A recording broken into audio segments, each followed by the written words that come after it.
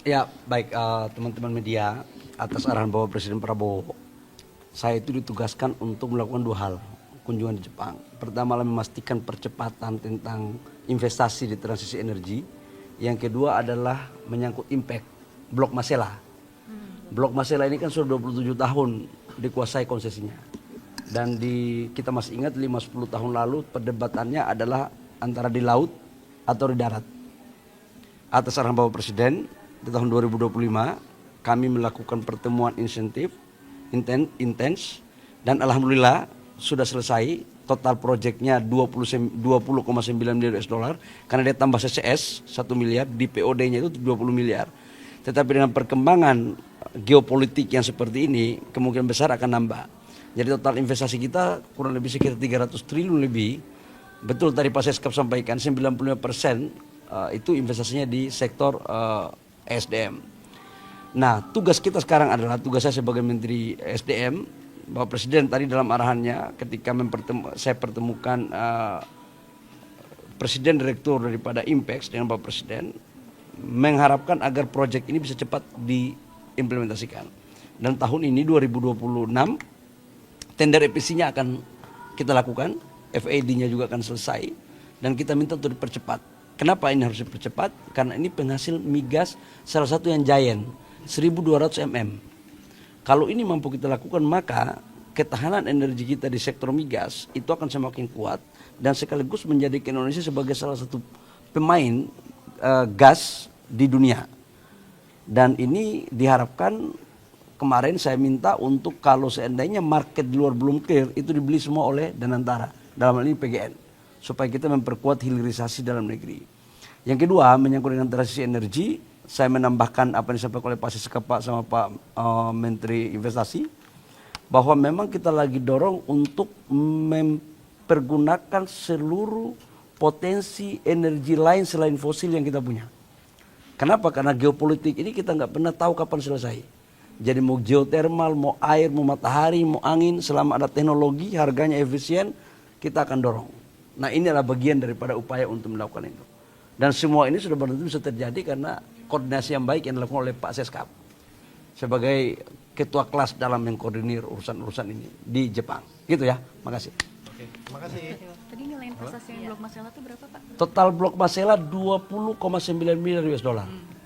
Itu nilai awal ya, kemungkinan besar ketika terjadi geopolitik yang tidak menentu, itu akan terjadi peningkatan, tapi setelah nanti pada saat implementasinya. Ya. Pak, soal geopolitik yang perundingan untuk Selakorpo sampai saat ini gimana Pak? Doakan, kami terus melakukan komunikasi, kami dengan Kemenlu melakukan koordinasi intens, saya dengan Kemenlu juga tadi malam kita bahas, insya Allah sudah ada lampu hijau. Tetapi kan kita tahu dalam kondisi geopolitik begini harus kita betul-betul melakukan secara terus menerus. Doain ya, insya Allah bisa cepat selesai. Stabil, Pak. Harga sekarang sudah mencapai $115. Di dalam negeri masih stabil. Insya Allah atas arahan Bapak Presiden untuk BBM subsidi sampai dengan sekarang, saya pikir Bapak Presiden punya hati lah untuk memperhatikan rakyat kecil. Percayalah, nanti tunggu tanggal mainnya, Bapak Presiden akan memutuskan seperti apa untuk kebaikan rakyat bangsa dan negara. Bapak Presiden kita ini kan tiap hari memikirkan tentang bagaimana pembangunan negara, tapi juga bagaimana memperhatikan kebutuhan dan kondisi masyarakat kita di bawah. Pak Bali, ini mencuat juga wacana yang non subsidi itu yang akan naik tanggal 1 April 10% itu ada wacana. Nah, kemudian apakah kalau ini terlaksana, maksudnya terjadi, berarti yang subsidi itu apakah dipastikan tidak akan mengikuti gitu? Gini, di peraturan Menteri SDM tahun 2022 itu telah mengatur dua formulasi tentang harga BBM. Satu harga BBM industri dan satu non industri. Kalau yang industri tanpa diumumkan pun dia terus terjadi berdasarkan harga pasar. Jadi mau diumumkan atau tidak diumumkan, dia akan mengikuti harga pasar. Itu yang industri. Apa itu definisi yang industri? Adalah bensin RON 95, 98. Itu kan orang-orang yang mampu lah, seperti mohon maaf, contoh Pak Rosan, Pak Seskap, masa pakai minyak subsidi, ya kan? Dan selama mereka mau jalan banyak, selama ada uang untuk bayar, monggo. Tugas negara menyiapkan. Yang membayar mereka, itu tidak ada tanggungan negara sama sekali. Yang kita fokus itu adalah menyangkut dengan subsidi. Nah tadi saya katakan bahwa subsidi tunggu tanggal mainnya. Insya Allah saya yakinkan bahwa Bapak Presiden dalam membuat kebijakan selalu mempertimbangkan dan memprioritaskan tentang kondisi masyarakat. Insya Allah baik. Nanti tunggu tanggal mainnya ya. Yang pertemuan besok Pak Presiden sama PM itu kan dilaksanakan di tengah konflik juga kan, masih berlangsung gitu perang Amerika dengan Iran. Nah itu juga akan menjadi salah satu pembahasan yang dibahas intensif.